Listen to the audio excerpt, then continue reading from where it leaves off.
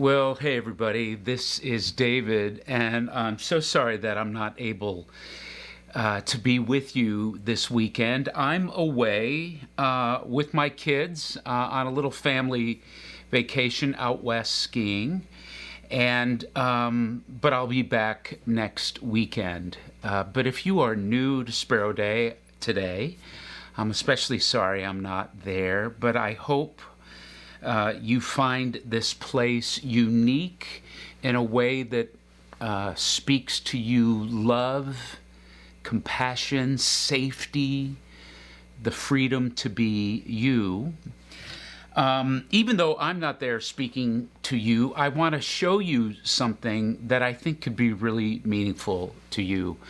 A little before Christmas, I had an hour-long conversation with the wonderful Brian McLaren, who just has an expansive, intelligent mind, yet it's very accessible. He just has a huge, soft, and tender, loving heart. And I had a conversation with him, and if you want to watch the full conversation, it's on my new podcast, the Iconoclast podcast, and that has a whole separate YouTube channel. But if you want to find it easily, just go to speroday.com and it will lead you right there.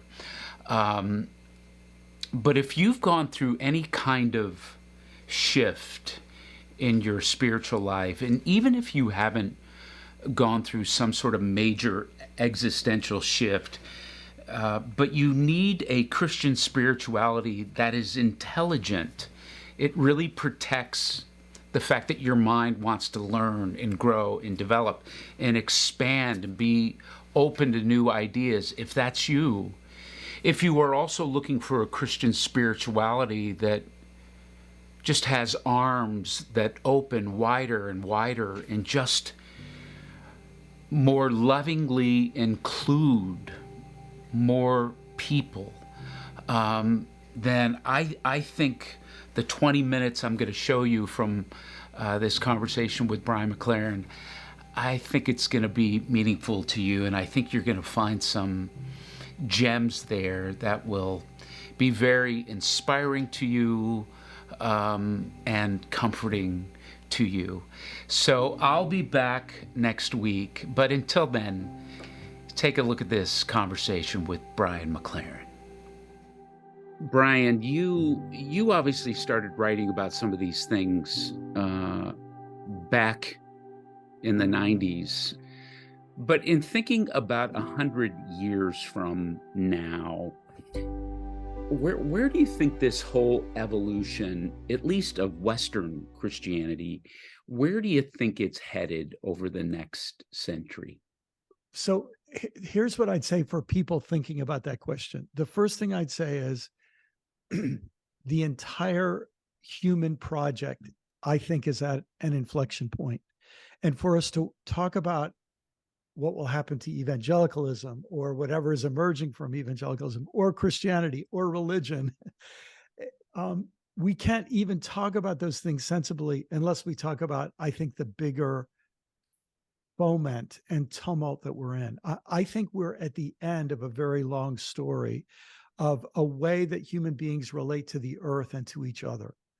And I think all of our religions emerged and developed to help facilitate that process of making that way of relating to the earth and each other work. And I think we're at the end of that now. And what I think is a better way to frame this is that we're at the end of a whole long chapter of human history, of Christian history, of Protestant history, of evangelical history, whatever we want to say. It's all wrapped up together. We're at the end of a chapter. The new chapter hasn't begun yet. We're in the painful, difficult, long process of an old way disintegrating and the new way taking shape. When I started writing in 1998, I thought if we could just solve a couple of these things, we could have this thing fixed in 10 or 20 years, you know. What I think now is our job is to accompany people spiritually through a very, very long and very dangerous multi-generational transition period. And that doesn't make the job easier, but I think it helps us be more realistic about what we're dealing with. Now, that may be so vague as to be useless, but let me just stop and see where you'd want to go from there. No. When you say a long time, is it a couple how do we know? Is it more like what the late Phyllis Tickle talks about? Are we in a 500-year kind of shift? This is going to take a while? Yeah. I think we're in a shift that's going to take generations and I think we will never get back to the old normal. I think what will happen is a new normal will emerge, and so many of our institutions and theologies and everything else will be transformed through this. If people are interested in saying what will be a redemptive and loving and I would say Christ-like expression of faith 100 years from now, I think there will be those expressions of faith. Maybe I could just, and the question of what churches will look like, I don't know. Maybe I could offer three things there are so many, but let me offer three things that I think are really in play. The first one is, I think we're seeking an alternative to religious exclusivism on the one hand, and a kind of relativistic religious pluralism on the other. And there's some kind of synthesis or third option there that will involve each religious tradition discovering its greatest treasures, understanding its greatest treasures, because our religions tend to not even know what our greatest treasures are. But they're there. And for us to rediscover our greatest treasures, simultaneously do that, offer to share them with everybody, whatever their religion, and be willing to receive the treasures that we want to receive that are offered as gifts from other traditions. That's a possible option. Second thing I think that we're going to be dealing with is, I think our notions of a patriarchal, dominating, controlling God are going to become increasingly untenable.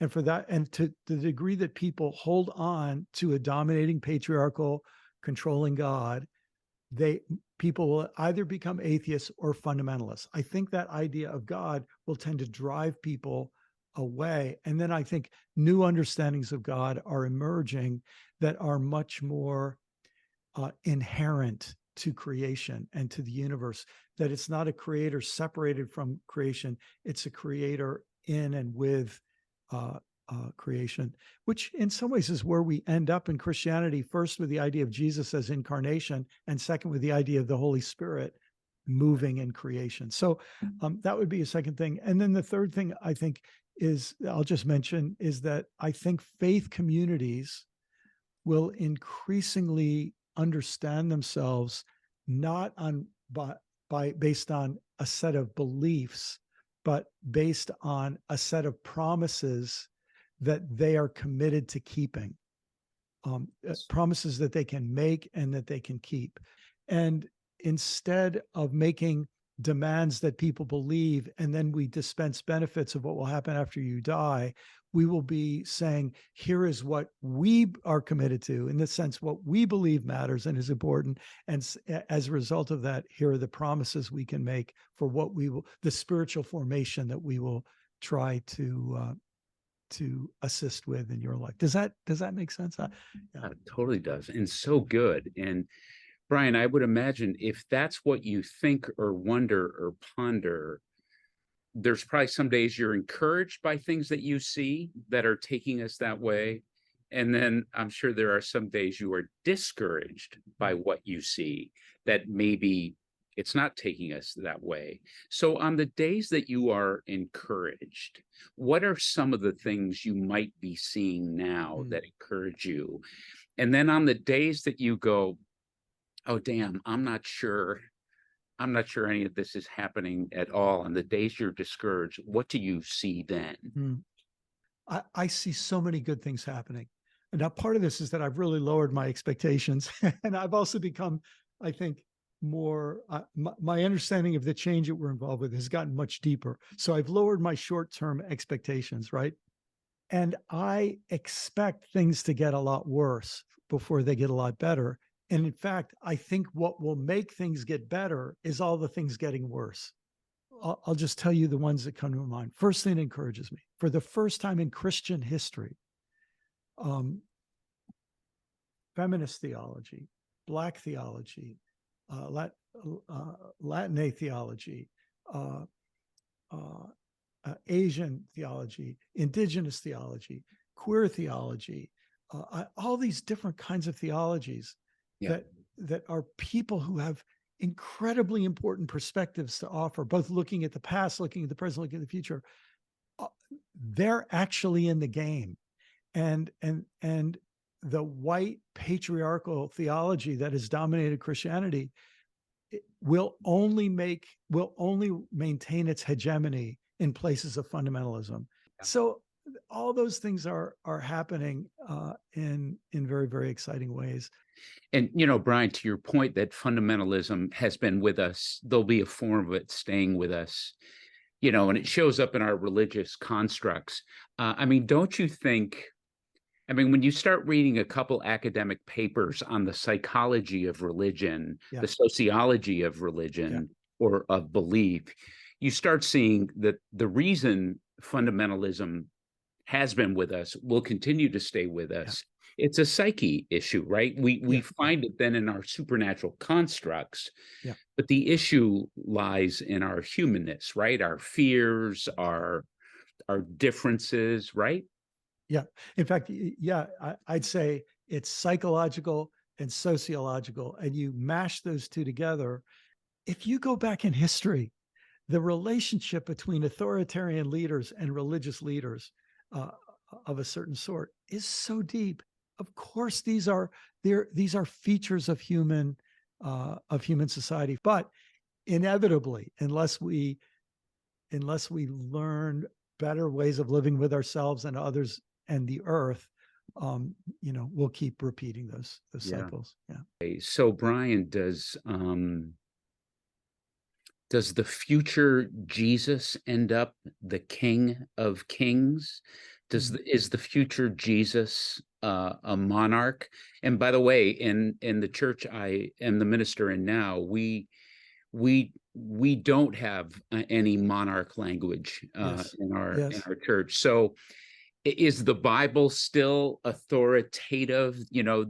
From our systematic theology classes, the Yeah. authority of the scriptures. I First of all, David, I am absolutely thrilled to hear that your congregation has tackled this issue of monarchy. Um, and uh, and so maybe I could say it in two ways. In the Jewish and Christian traditions, um, uh, and that plural is there are many Jewish traditions and there are many Christian traditions, right? So but in them, we could say that images for God have been very focused on king related images. Um, but here's the thing: a king is a metaphor, Oh, uh, and and the metaphor arose in a historical context.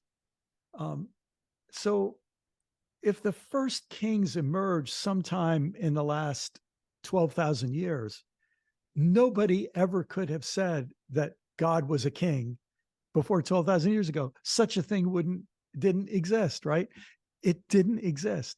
But the idea of king became so deeply embedded in human societies for a very, very, very long time that then we took an idea in our society and we projected it onto the universe. And then when we did the same, when we said that God was the king, we projected it on the entire cosmic reality. no, so good, Brian, so good.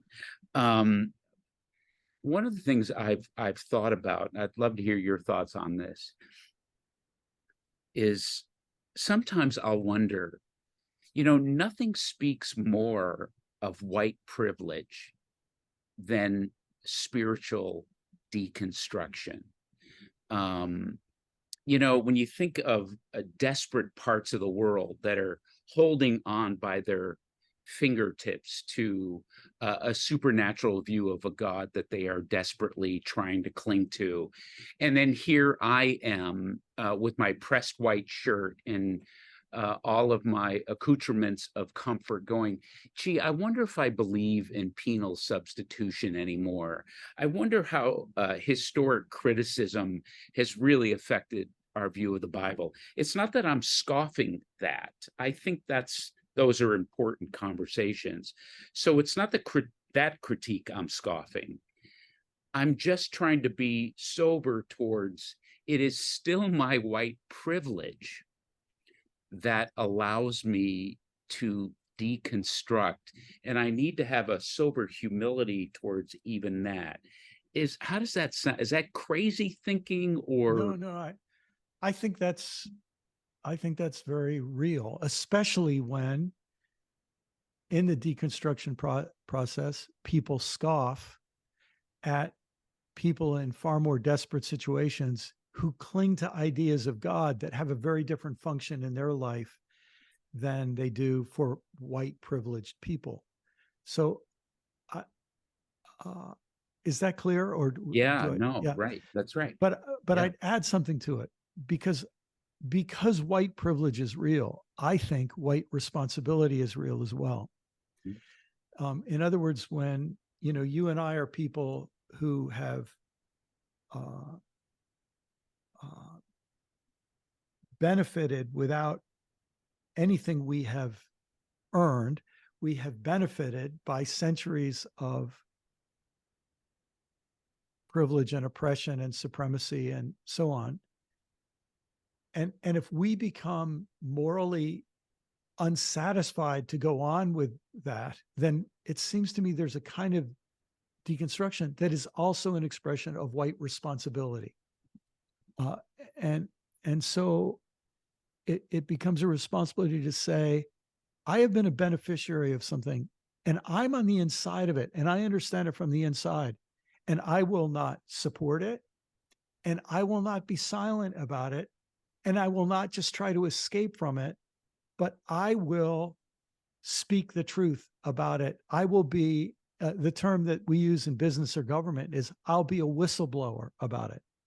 And and not only that, I will try to take my deconstruction far beyond just liberating myself from parts of the religion that I feel have hurt me.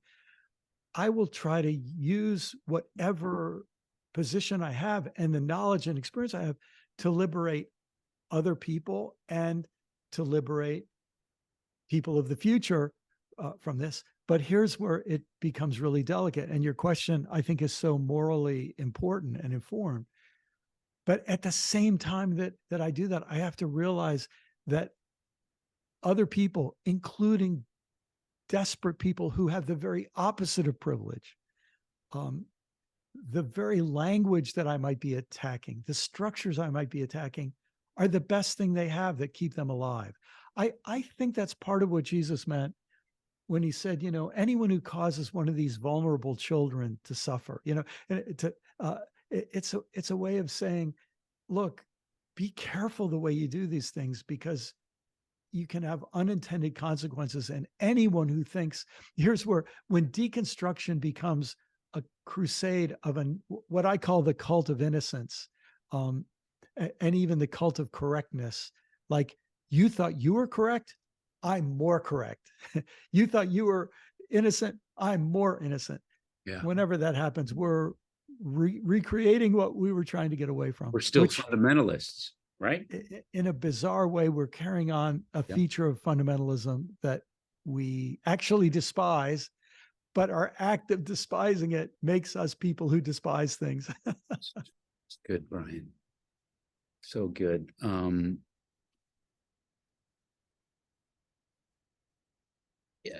Brian, I'm sure you're, of course, I'm sure you're well aware of attachment theory in human relationships and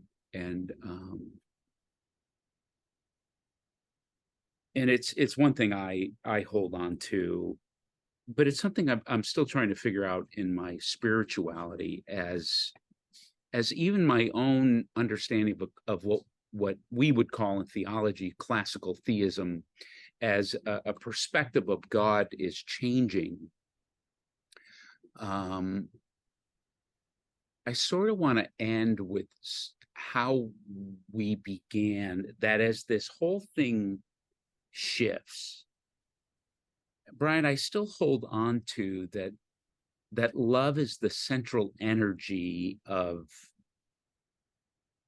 my Christianity. How do you relate to God? Is Christ still personal? Has it shift? Is it one day one thing? How does that?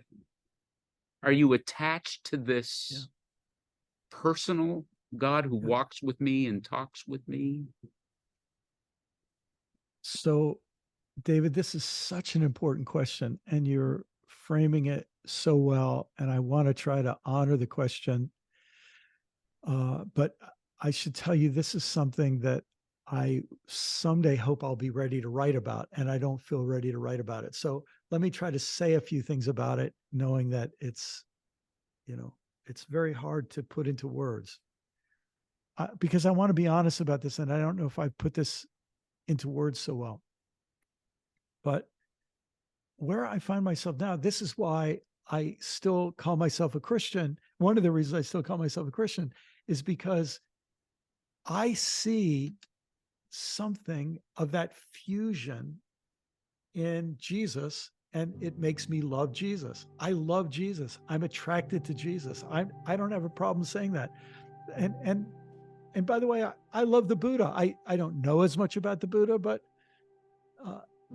I love the Buddha. And, I don't agree with 100% of everything Muhammad said, but when I understand Muhammad in his context, I love him. But my soul, my sort of first love is Jesus. And that's, I think, I'm good with that. I have no reason ever to step away from that. In fact, the irony is the deeper I go in that, the more I love Jesus. And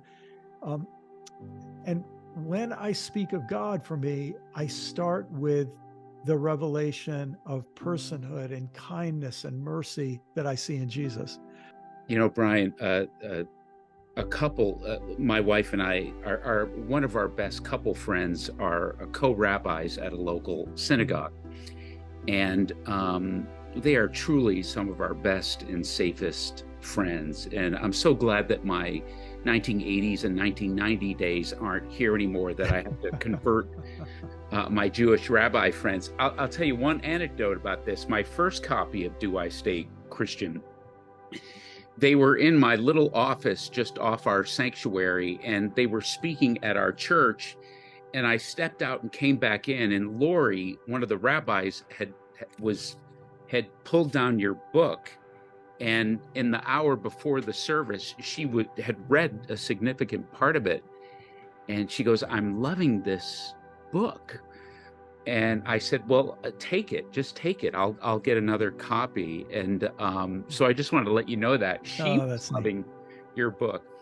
But my friend, Rabbi Flip, his name's Philip, and he goes by Flip. And it's the similar thing when we're having breakfast and he's explaining Judaism he's a Reformed Jew. When he's explaining Reformed Judaism to me, or his Jewish life, I walk away going, it helps me to love and attach to Jesus more. Yes. And then when he asks me questions about the New Testament and Jesus, and he knows about my whole shift.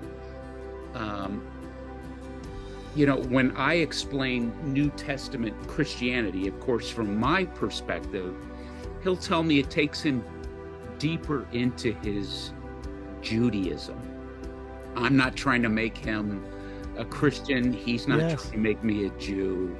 We're just two souls that are attaching to God through this mystery that is our constructs, is our time and place in history, is in what is comfortable to us. And I kind of sound savvy, but it's just a beautiful thing, right? And everything I know about Jesus says that Jesus would be going, that's the whole point. That's the whole point. And I have a feeling that, a whole lot of other people that would be saying the same thing. So, and that's when you describe that, it makes me feel that's why this work is worth doing. And that's why networks like this network that you're helping and part of are so important, because as other people reject us and say, if you want to go in that direction, then you are out as far as we're concerned. Then, well, we got to find some other people who know how sweet and good and important this is and want to go there with us. Not to hate all those other people, but to love them and say, I understand why they feel that way. I used to feel that way too. And, Yeah. Father, forgive them. They don't know what they do.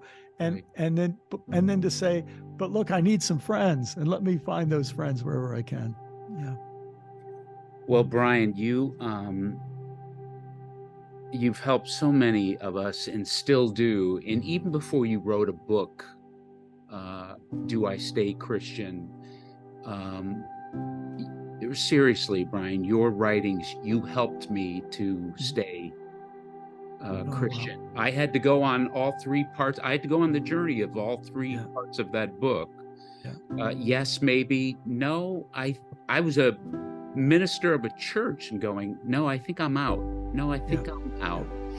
And then returned back to, well, I'm in, but if I'm in, how is it going to be different? So I just want to say, for me, and I know for many others, you have, whatever name we give God, you have helped so many of us stay attached, and attached by love to this mysterious love connection to something far larger than ourselves. So thank you, Brian. Thank you. Well, thank you for sharing that. As you can imagine, that means a lot to me. And I know you're doing that for other people, and we're all in this together. So that's a beautiful thing. Thanks. Well, there you have it. And as I said going into this, if you want to watch the full conversation, and the whole thing is an amazing conversation with Brian, just go to my Iconoclast podcast and watch the whole thing. You'll also see other amazing conversations there with Peter Enns, David Gushee, Brad Jerzak, Linda K. Klein. You'll just see some amazing conversations, but the full one from Brian is there, and I think it'll be meaningful to you. Okay, enjoy the rest of the service, and may love and peace and goodness, God's goodness, be with you. See you next week, everybody. Peace.